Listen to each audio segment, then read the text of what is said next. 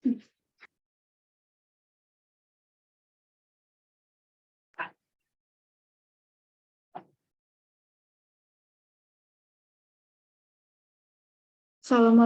warahmatullahi wabarakatuh. Terima kasih telah memberikan saya kesempatan untuk mempresentasikan hasil dari tugas saya. Nama saya Nafisilia Buti Anjawai, NPM 2052035. Saya akan share PPT-nya saya terlebih dahulu. Ini yang akan saya bahas mengenai kasus perlindungan hak cipta dari Emery Court Music Australia versus Larikin Music Publishing dengan dosen pengampu Ibu Rina Syahriani Sarullah, FH, MCL, PhD. PPT ini disusun oleh saya sendiri dari program tadi Magister Ilmu Hukum Fakultas Hukum Universitas Internasional Batam.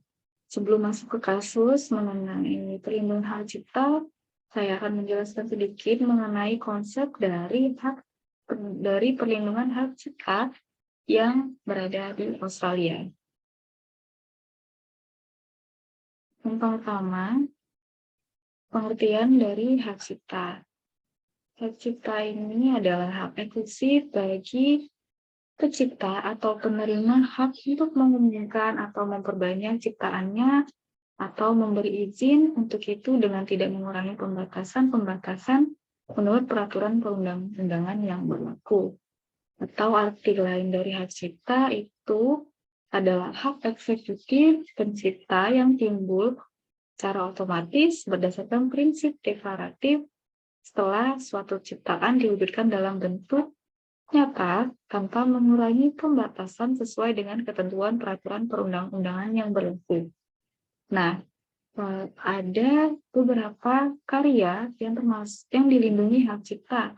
Yang pertama, karya pertama disebut dengan karya pertama, istilah ini disebut juga dengan works.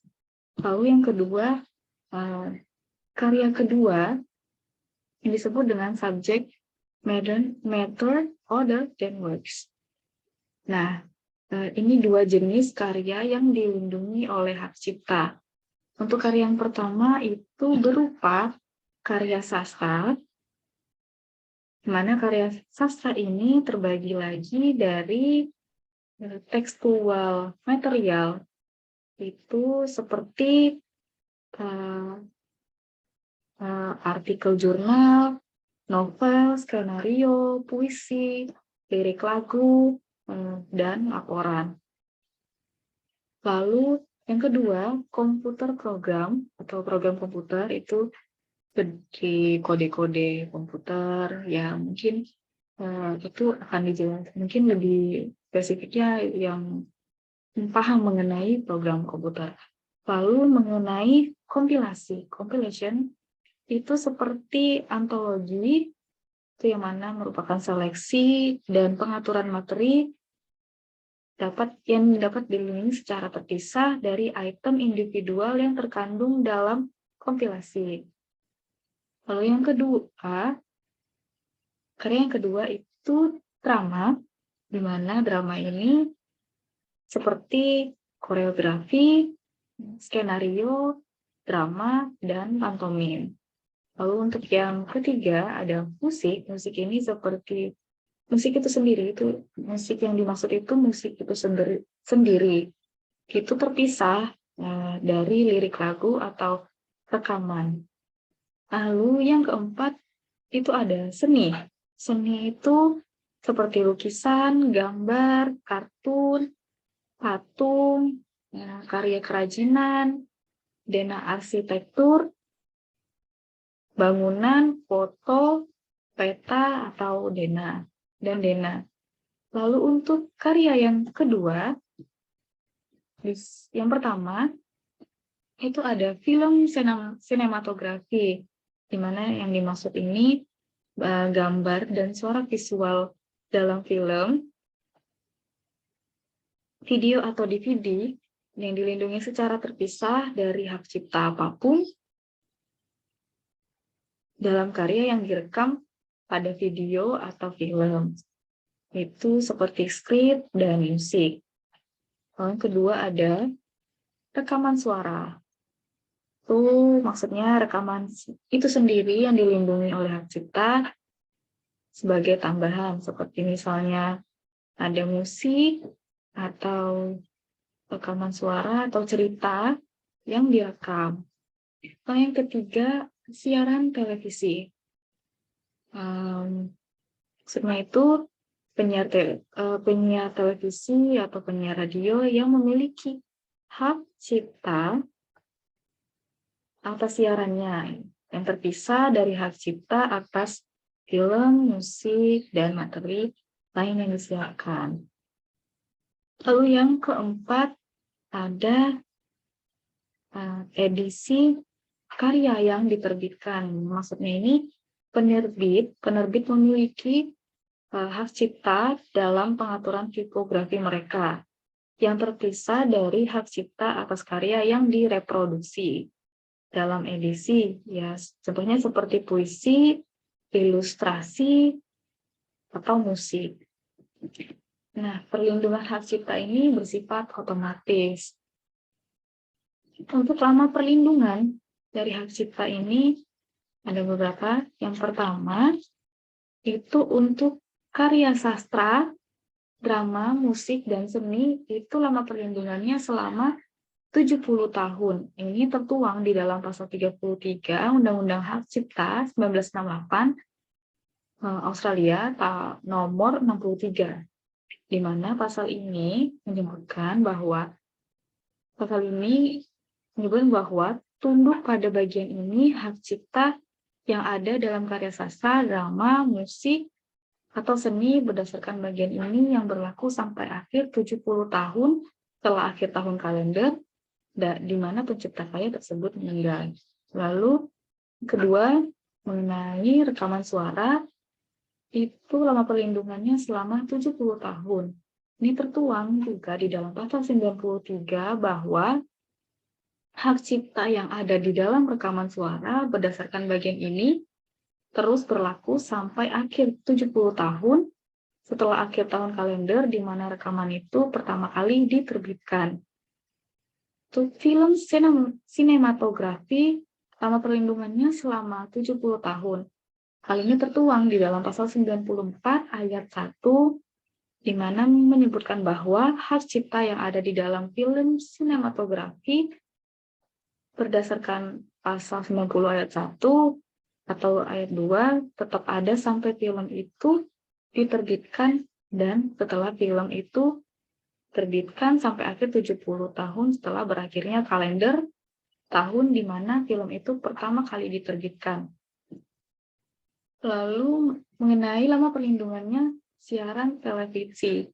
Lama perlindungannya itu selama 50 tahun, berbeda dari sebelumnya. Ini tertuang di dalam pasal 95 ayat 1, di mana situ menyebutkan bahwa hak cipta yang ada dalam siaran televisi atau siaran suara berdasarkan bagian ini tetap ada sampai berakhirnya 50 tahun setelah akhirnya tahun kalender saat siaran itu diterbitkan.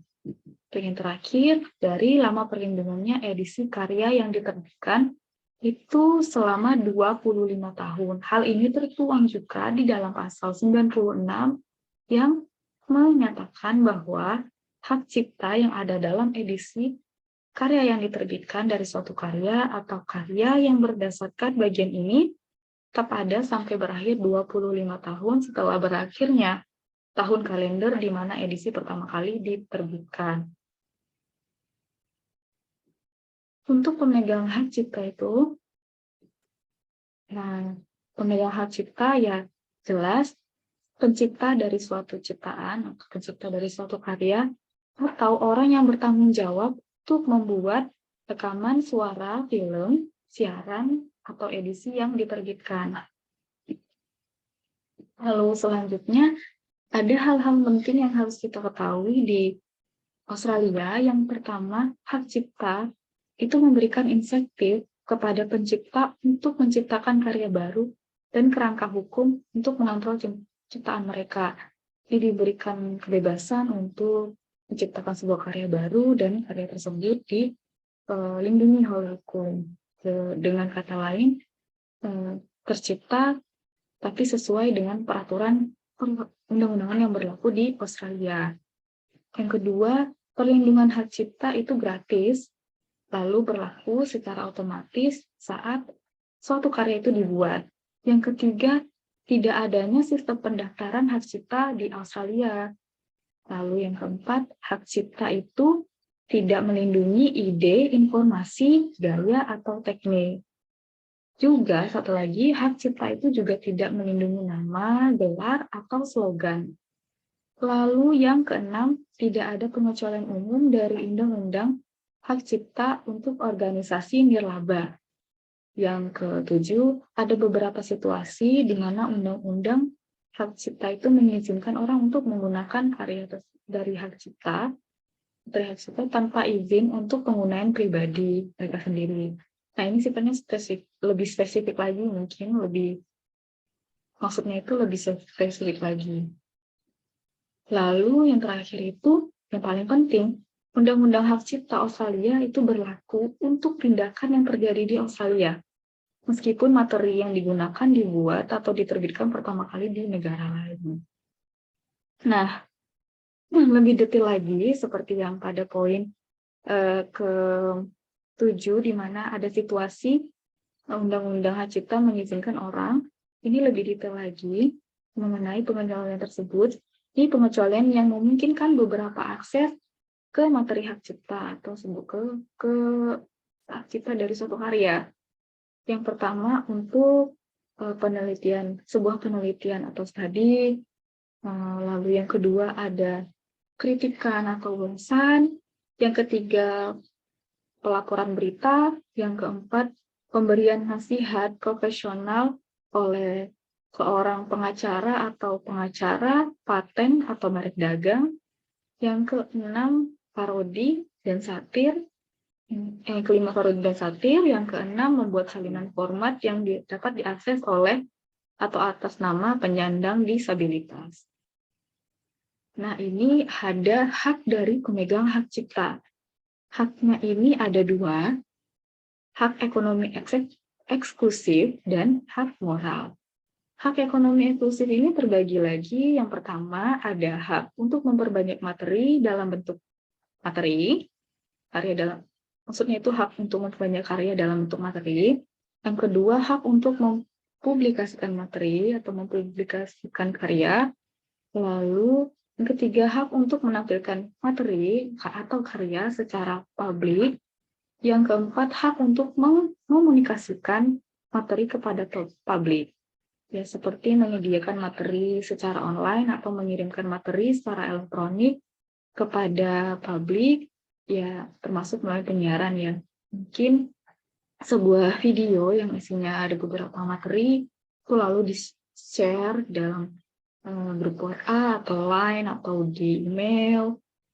Lalu beberapa hak yang ada di dalam hak moral itu ada hak atas atribusi kepenulisan dan kinerja materi seseorang. Yang kedua, hak terhadap atribusi palsu dari kepengarangan dan kinerja. Yang ketiga, hak integritas kepengarangan dan kinerja. Ada beberapa pelanggaran dari hak cipta. Yang pertama, pelanggaran dengan melakukan tindakan yang termasuk dalam hak cipta. Yang kedua, pelanggaran dengan mengimpor untuk dijual atau disewa. Yang ketiga, pelanggaran melalui penjualan dan transaksi lainnya. Yang keempat, pelanggaran dengan mengizinkan tempat hiburan umum digunakan untuk pelaksanaan pekerjaan. Yang kelima, salinan yang melanggar dibuat pada mesin yang dipasang di perpustakaan dan arsip. Yang keenam, komunikasi dan dengan menggunakan fasilitas tertentu.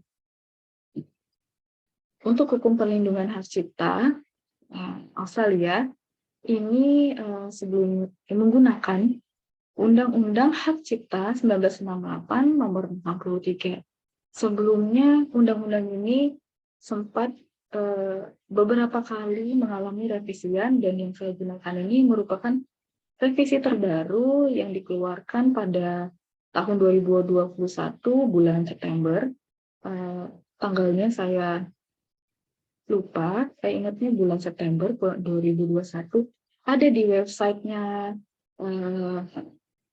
perundang-undangan Australia langsung.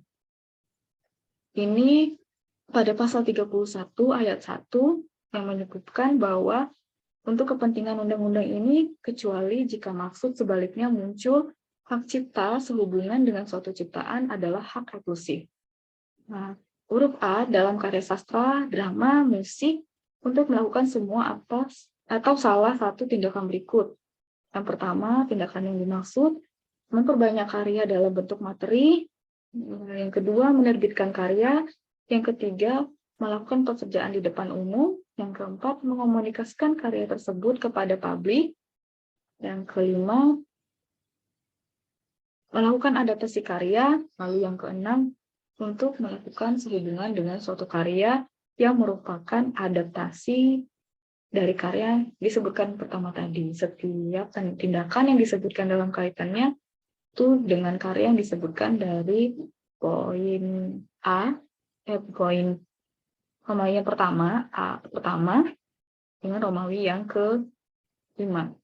Harusnya ini ke-6, maaf. Saya salah dari huruf Romawinya. Lalu pada huruf B, dalam hal karya seni, untuk melakukan semua atau salah satu tindakan berikut. Maksudnya, tindakan yang pertama memperbanyak karya dalam bentuk materi, yang kedua menerbitkan karya, yang ketiga mengomunikasikan karya tersebut kepada publik. Pada huruf C, dalam hal karya sastra atau selain program komputer, atau karya musik atau drama, untuk mengadakan perjanjian sewa komersial sehubungan dengan karya yang direproduksi dalam rekaman suara. Pada huruf D, dalam hal program komputer, untuk mengadakan perjanjian sewa komersial sehubungan dengan program tersebut. Lalu, sebelumnya yang sudah saya sebutkan di slide sebelumnya, ada terjadi beberapa pelanggaran dalam hak cipta. Saya tuangkan lagi. Pelanggaran yang dimaksud ada pelanggaran dengan tindak. Yang pertama itu pelanggaran dengan melakukan tindakan termasuk dalam hak cipta. Hal ini tertuang dalam ayat 1 pasal 36, di mana tunduk pada undang-undang ini hak cipta dalam karya sastra, drama, musik atau seni dilanggar oleh orang-orang yang bukan pemilik hak cipta dan tanpa izin dari pemilik hak cipta melakukan di Australia atau memberi wewenang untuk melakukan di Australia tindakan apapun yang termasuk dalam hak cipta. Lalu pada yang kedua, itu mengenai pelanggaran dengan mengimpor untuk dijual atau disewa. Hal ini tertuang di dalam pasal 37 ayat 1. Ini mengenai pelanggaran dengan mengimpor untuk dijual atau disewa. Lalu yang ketiga, pelanggaran melalui penjualan transaksi lainnya. Ini tertuang di dalam pasal 38 Undang-Undang Hak Cipta 1968 nomor 63. Lalu pada pelanggaran yang keempat, pelanggaran dengan mengizinkan tempat hiburan umum digunakan untuk pelaksanaan pekerjaan, itu tertuang di dalam pasal 39. Lalu pada pelanggaran yang kelima, salinan yang melanggar dibuat pada mesin yang dipasang di perpustakaan dan arsip. Ini tertuang dalam pasal 39A. Dan yang terakhir, pelanggaran yang terakhir, komunikasi dengan menggunakan fasilitas tertentu. Ini tertuang di dalam 39B.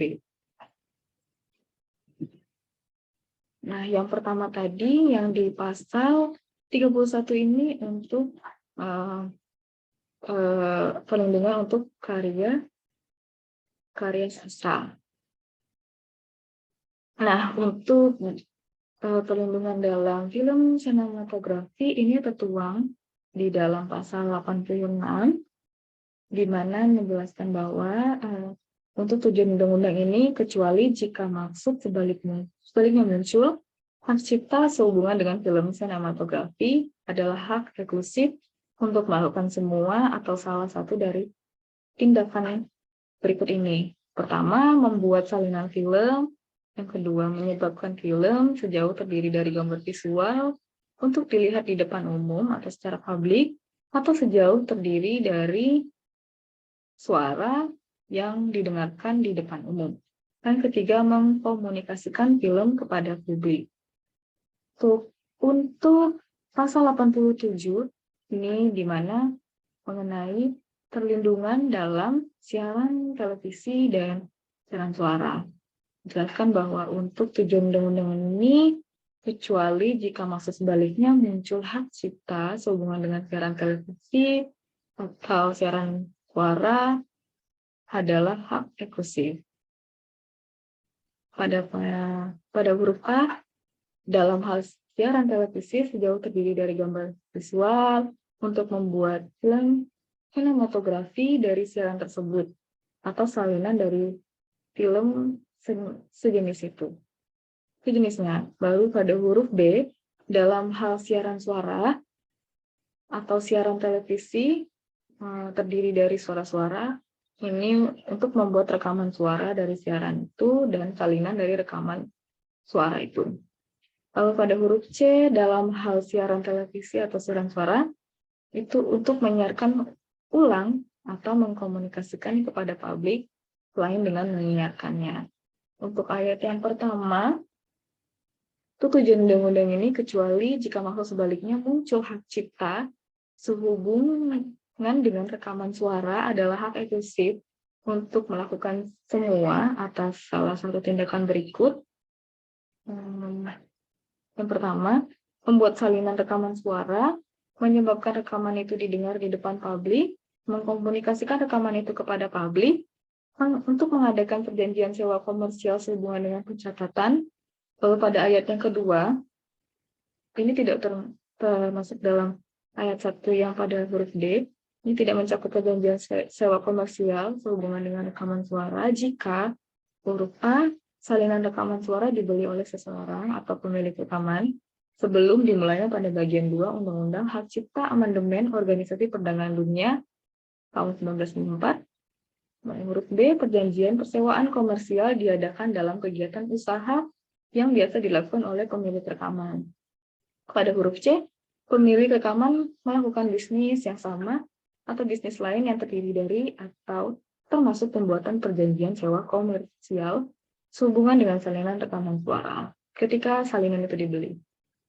Lalu pada pasal 88 itu mengenai hak cipta dalam edisi karya yang diterbitkan, di mana dijelaskan bahwa tujuan undang-undang ini kecuali masuk sebaliknya muncul hak cipta sehubungan dengan edisi yang diterbitkan dari karya sastra, drama, musik, atau seni, atau dari 2 atau lebih karya sastra, drama, musik, seni, adalah hak eksklusif untuk membuat salinan edisi yang diterbitkan. Untuk masuk ke baiklah, ini kita akan langsung masuk ke kronologi dari kasus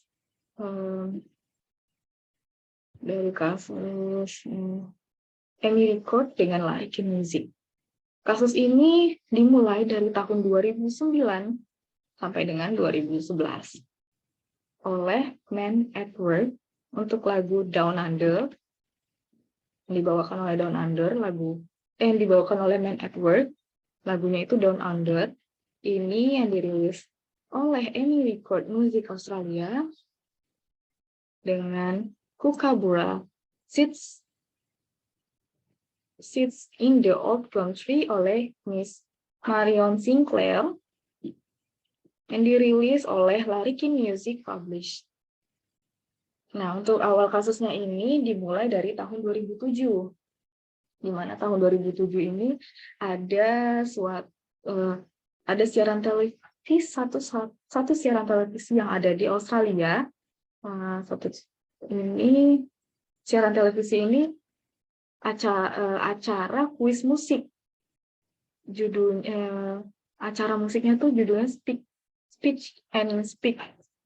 Nah, satu siarannya ini ada bagian kuis yang pertanyaannya itu seperti ini.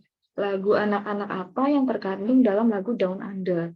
Nah, jawaban dari pertanyaan tersebut itu judulnya Kookaburra. Nah, dari situ awal mulanya kasus ini. Nah, tahun 2007. Nah, pada saat itu Down Under sendiri oleh sebelumnya itu Down Under itu pernah pada tahun 1983 saat Down Under dirilis itu di sebagai B-side single dari singlenya Man Edward, K-Punch Operator, itu tahun 1979 dulu awalnya. Lalu kembali lagi masuk dirilis dalam satu album, judulnya itu Business as Usual pada tahun 1981. Nah, yang pertama single dan album ini sama-sama mencapai peringkat pertama pada tanggal lagu musik Amerika dan Inggris. Bahkan di negara mereka sendiri ini untuk albumnya ini itu bertahan di peringkat pertama selama 9 minggu. Dan untuk singlenya yang Down Under di dalam single K-Punch itu singlenya itu di peringkat pertama bertahan selama 6 minggu. Nah, lagu Down Under ini sedikit menceritakan mengenai kisah seorang wisatawan Australia, pelancong lah, gitu, yang dari Australia. Itu melakukan perjalanan keliling dunia dengan tas ranselnya yang besar. Lagu ini juga pernah dinyanyikan pada upacara Olimpiade Sydney pada tahun 2000. Nah, untuk lagu Kookaburra Sits in the Old Country yang ditulis oleh Marion Sinclair, yang dirilis juga dari King Music Publishing. Nah, Kookaburra ini ditulis oleh Marion Sinclair, yang mana Marion Sinclair ini merupakan guru musik di Melbourne. Itu lagu ini ditulis pada 1932. Lagu ini berisi burung kookaburra yang duduk di atas pohon karet tua dengan memakan karet dan mengejar monyet. Ya, seperti itulah lagunya. Nah, ini tadinya ditulis untuk anak-anak. Nah, sebelum dirilis oleh Larry King pada tahun 1934, nah, itu lagu ini dinyanyikan pada tahun 93 oleh untuk anak-anak aja, anak pramuka. Lalu setelah itu dirilis oleh Larry King Music pada tahun 1934 dan kembali dinyanyikan oleh gerakan pramuka pada acara Jambore itu tahun 1935. Nah, sejak saat dinyanyikan di acara Jambore itu, anak-anak terus menyanyikan dari generasi ke generasi yang ada di Australia. Nah, gugatan ini dilayangkan oleh Larry King Music pada tahun 2009, di mana Larry King Music menggugat dengan mengklaim bahwa ada rights ruling di lagu Down Under yang direkam pada tahun 1979 dan 1981, di mana rekaman yang di tahun 1979 ini rights rulingnya itu muncul hanya sekali. Nah, itu di single yang K-Punch Operator tadi di tahun 1979. Nah, setelah itu di tahun 1981 kan Down Under dirilis lagi di dalam satu album yang tadinya single. Di dalam album ini rights rulingnya itu dimunculkan 2 kali. Nah, hal ini yang dimasukkan dalam gugatan oleh Larry King. Nah, Larry King juga dalam gugatan tersebut Larikin meminta 60% hak penerbitan, di mana keputusannya ada 5% berlaku surut sampai 2002. Pada Februari 2010, hakim itu memenangkan Larikin sebenarnya untuk memiliki hak penerbitan buka buka. Hakim juga mengatakan bahwa Men at Work telah melanggar hak cipta Larikin karena lagu Down Under itu mereproduksi dari bagian penting dari lagu Kukabura. Nah, sebenarnya yang dimaksud ini lagu Seriling Kukabura yang di awal. Nah, untuk yang Work juga gitu. Itu lagu sulingnya yang di awal. Nah,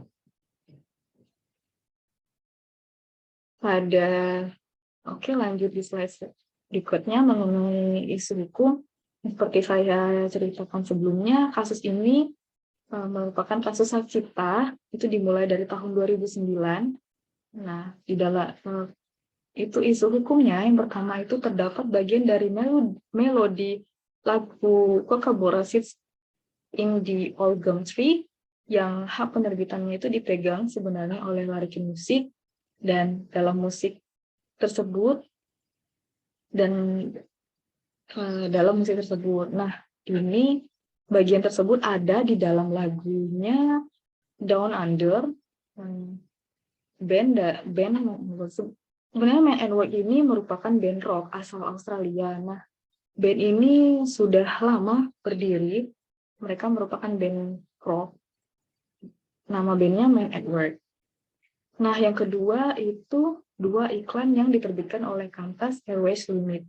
Sebenarnya yang kedua ini gugatan dari Larikin sebenarnya, namun hakim tidak menerima bahwa dikatakan tidak ada musik yang meniru lagu Kookaburra di musik dari iklan yang diterbitkan oleh Qantas Airways Limited. Nah, untuk argumen para pihak, ini dari argumen dari pihak Larikin bahwa pihak dari Amy lagu Down Under itu ada hook suling yang seperti yang saya sebutkan sebelumnya, hook suling atau riff suling yang mereka yakini merupakan pelanggaran langsung Kookaburra. Nah, di sini Larikin bertanggung jawab atas sebagian besar dari kesuksesan komersial lagu tersebut. Nah, yang kedua itu 2 iklan Qantas itu melanggar hak ciptanya di Kookaburra. Nah, hal ini dengan dasar pasal 31 dan pasal 36 ayat 1 Undang-Undang Hak Cipta 1968 nomor 63. Nah, dari argumen dari pihak Amy di court itu yang pertama mereka mengatakan bahwa ada perbedaan musik dan genre di antara kedua lagu tersebut. Nah, yang paling penting itu pada rekaman 1970 mereka mengatakan pada rekaman 1979 itu merupakan aransemen lagu Down Under, di mana dalam kuncinya ini D minor yang dibawakan oleh Man at Work. Itu diterbitkan di single B-side yang Keep On Study dari rekaman tunggal. Nah, versinya Down Under pada tahun 1979 itu direkam baru dimasukin seruling tadi. Nah,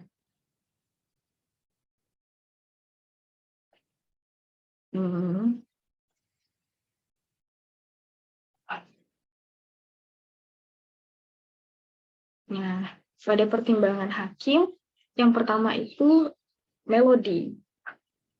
Itu tuh di mana ahli dari kedua belah pihak setuju adanya kemiripan melodi tersebut. Nah, selanjutnya juga bukti ini diberikan oleh penyanyi utama Man at Work, bahwa adanya resolling pada gitar dibawakan juga di dalam lagu Down Under itu, yang dinyanyikan, dan gitar itu suara gitar itu pengganti seruling.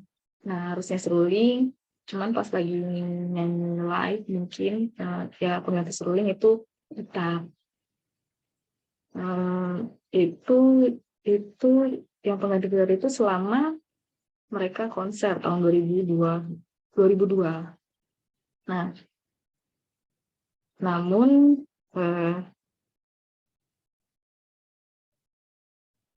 namun pada pihak Larikin, maksudnya responden ini pihak Larikin itu menyampaikan bahwa kesamaan objektif mereka. Namun hakim bila tidak menerima dari pengajuan ini.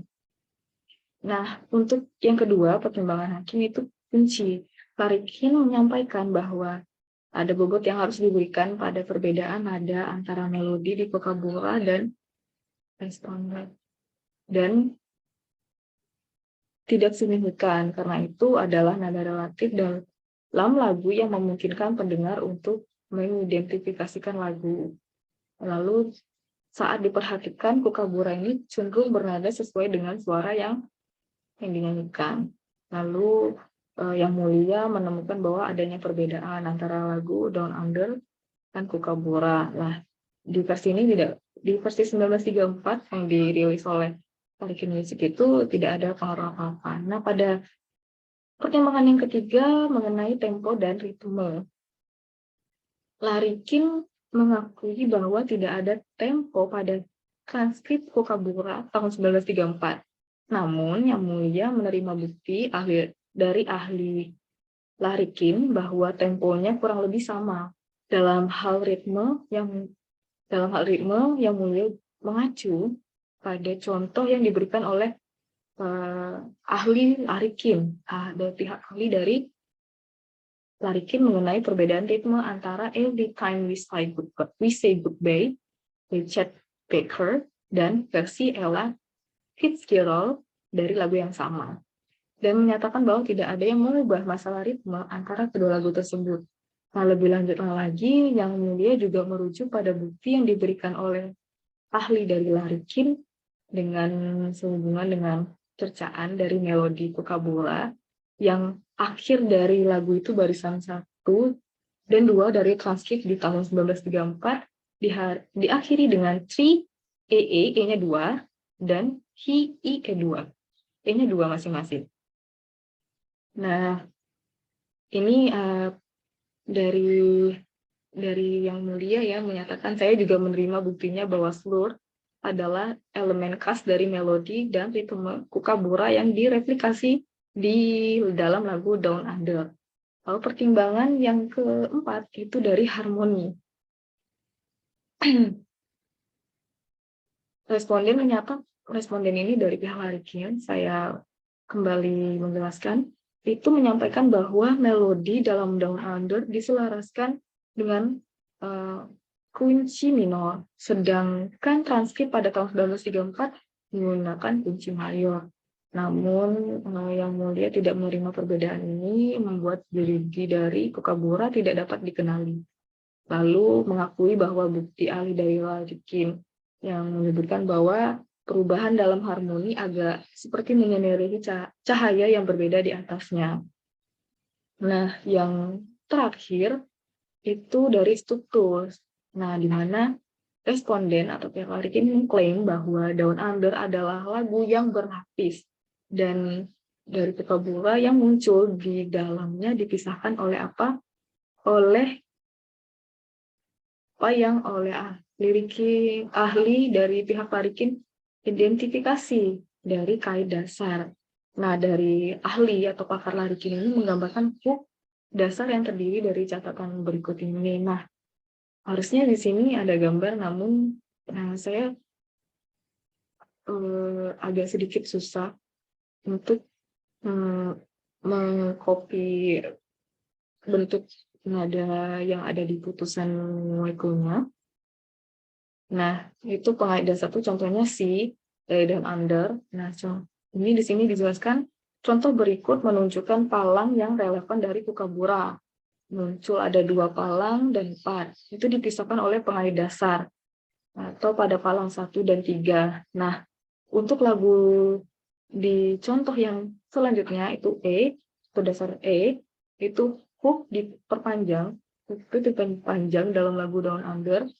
Nah, Yang Mulia ini mencatat bahwa tentang struktur ini tertuju pada strukturik seruling dan pemisahan Joji Kukabura dengan kait dasar. Yang Mulia juga menerima pengajuan Larikin bahwa pemisahan not dengan kail dasar tidak membuatnya berbeda, tetapi hanya berarti pendengar mendengar secara berbeda. Di sini Yang Mulia juga berpendapat seperti ini.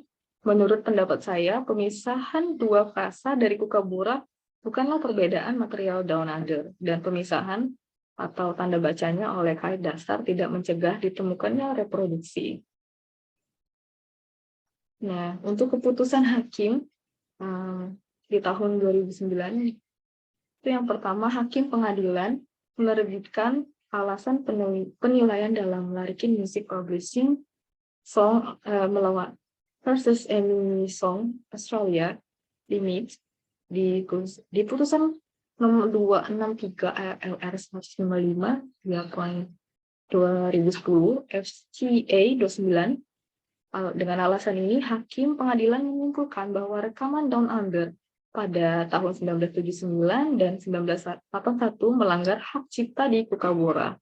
Hakim pengadilan juga memutuskan bahwa pemegang hak cipta itu Larikin, dan Larikin berhak mendapatkan ganti rugi atas pelanggaran ini berdasarkan Trade Practice Act 1974 atau Fair Trading Act 1989.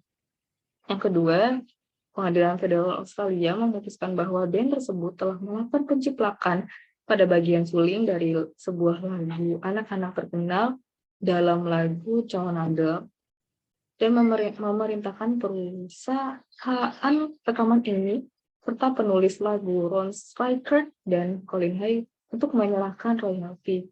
Nah, pada tahun 2010 ini baru sampai di Pengadilan Federal Australia.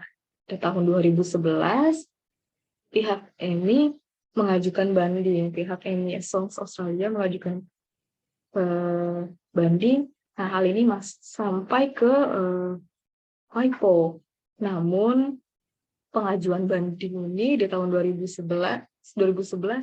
ditolak. Maka, keputusan akhirnya itu tetap dipakai pada keputusan yang tahun 2010, di mana Larikin memenangkan kasus dari hak cipta lagu Kukabura. Nah, sedikit saya tuangkan, ini ada beberapa saya cuplikan mengenai lagu Kukabura yang dimaksud dan lagu Down Under.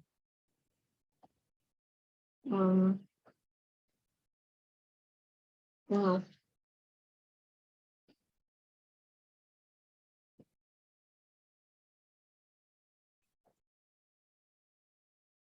Oh, sepertinya susah ya.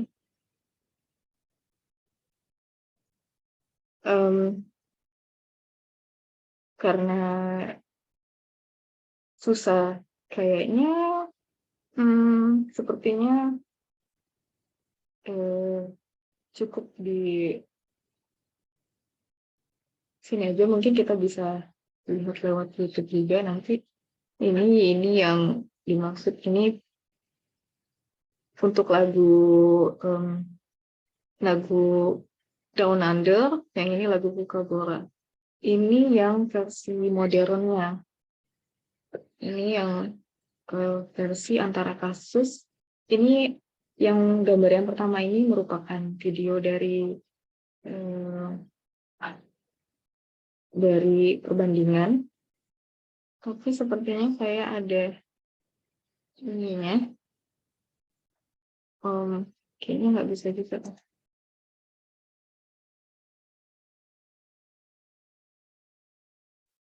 Coba kita masukin ya.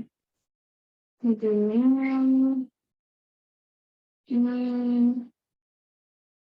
Hispano.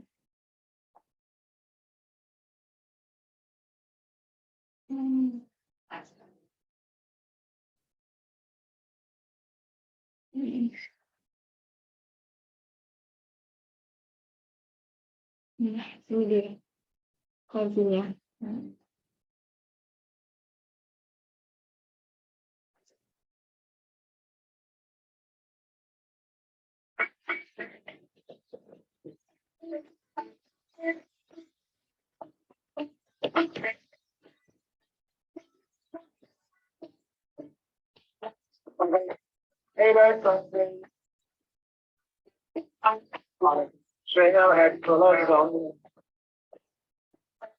I'm a strange lady.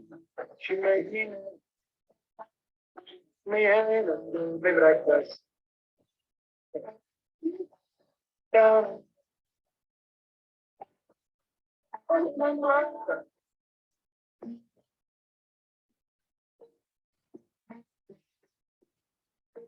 Kookaburra sits in the old gum tree. Merry, merry king of the bush is he. Kookaburra laugh, Kookaburra gay, your life must be.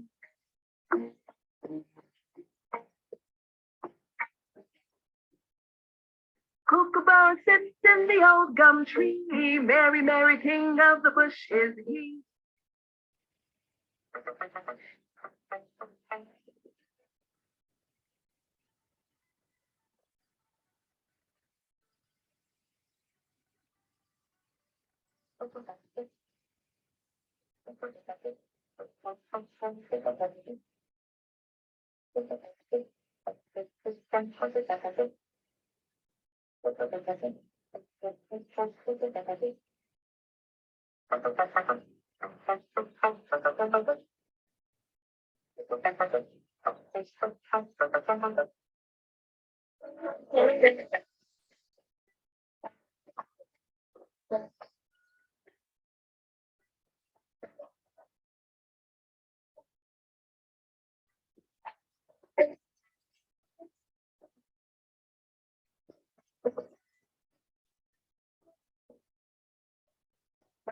Flying back from a man struck one.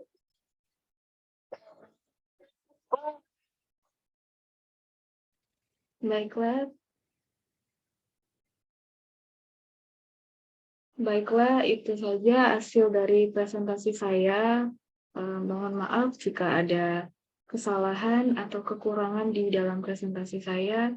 Terima kasih atas kesempatan yang telah diberikan oleh dari Bu Rina. Terima kasih. Wassalamualaikum warahmatullahi wabarakatuh.